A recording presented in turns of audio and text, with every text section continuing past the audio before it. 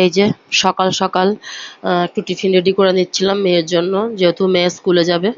তো এই জন্য একটু ভাবলাম যে ইডলি করব। কালকেই ডালটা ভিজিয়ে রেখেছিলাম, চাল ডাল, তো সকালে পেস্ট করেছি। আর এদিকে এই যে টমেটো চাটনি করব, তো জিরে, সর্ষে আর রসুন আর একটু কাঁচা লঙ্কা দিয়েছি, আর কাঁচা লঙ্কাটা অল্পই দিয়েছি, আমার মেয়ে ঝাল খেতে পারে না, তো এই জন্য।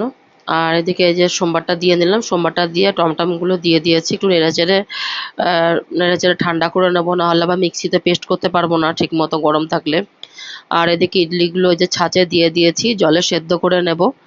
আর এদিকে যে মশলা বলছি কেন, ওই টমেটোমের চাটনিটাও যে পেস্ট করে নিয়েছি, আর এদিকে টমেটোমের চাটনিটা সোমবার দিয়ে দিয়েছি। আর এদিকে একটু কারি পাতা হলে ভালো হতো, তো কারি পাতা নেই, কারি পাতা ছাড়াই সর্ষে দিয়ে সোমবার দিয়ে দিয়েছি। আর এদিকে ইডলিগুলো হয়ে গেছিলো, তো ইডলিগুলো তুলে নিয়েছি, যেহেতু মেয়েকে খাইয়ে তাড়াতাড়ি করে স্কুলে পাঠাতে হবে।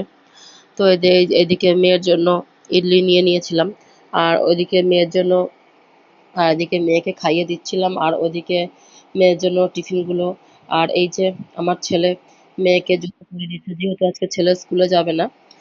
আর এই যে দাদা ভাইয়ের এই যে সম্পর্কটা, যে জুতো পরিয়ে দিচ্ছে, স্কুলে দিয়ে আসছে, এটাই একটা স্মৃতি হয়ে থেকে যাবে।